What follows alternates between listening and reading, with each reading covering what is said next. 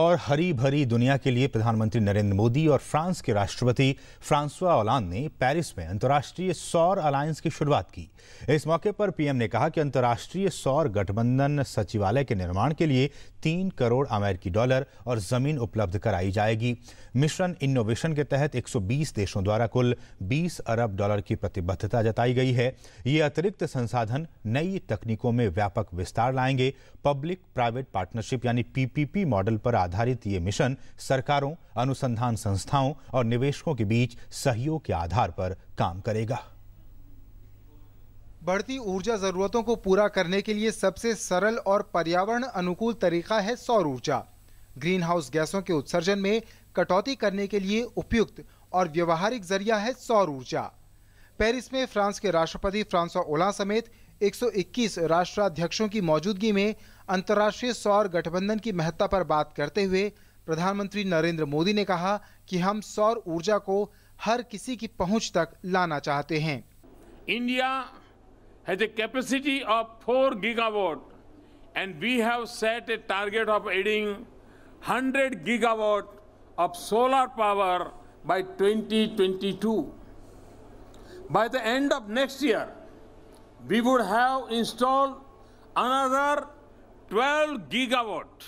प्रधानमंत्री ने कहा कि भारत अंतर्राष्ट्रीय सौर गठबंधन सचिवालय के निर्माण के लिए 3 करोड़ अमेरिकी डॉलर और जमीन उपलब्ध कराएगा। साथ ही उन्होंने भारत के अपने राष्ट्रीय सौर ऊर्जा संस्थान परिसर में अंतर्राष्ट्रीय सौर गठबंधन पहल की मेजबानी का इरादा भी जाहिर किया।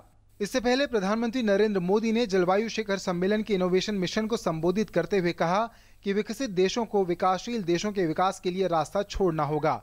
उन्होंने कहा कि गैर पारंपरिक ऊर्जा और बेहतर जीवन स्तर तक पहुंचने के लिए पूरी दुनिया को प्रयास करना होगा। Must leave enough room for developing countries to grow, and we must strive for a lighter carbon footprints on our growth path.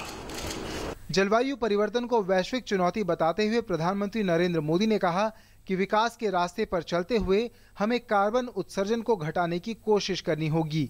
साथ ही उन्होंने कहा कि ये सभी खोजें जन कल्याण को ध्यान में रखकर की जानी चाहिए, न कि बाजार को ध्यान में रखकर। We need research and innovation to make renewable energy much cheaper, more reliable, and easier to connect to transmission grids. We can make conventional energy cleaner, and we can develop newer source of renewable energy. France के राष्ट्रपति François Hollande ने कहा कि सौर ऊर्जा के माध्यम से लाखों लोगों तक बिजली पहुंचाई जा सकती है। हमने सौर गठबंधन की शुरुआत की है। इसमें वो देश शामिल हैं जो सौर ऊर्जा को बढ़ावा देने के पक्ष में हैं। ये एक भागीदारी का मंच है। सूर्य में ऊर्जा प्रचुर मात्रा में है, जो कि काफी किफायती भी है, और ये हमारी ऊर्जा जरूरतों को पूरा करने में महत्वपूर्ण साबित होगी।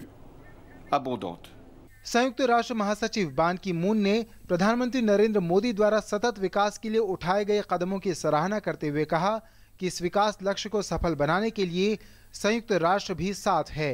One of the key tools for combating climate change and promoting inclusive prosperity is sustainable energy. In that regard, I sincerely congratulate Prime Minister Modi for his vision and for his initiative to have this solar alliance.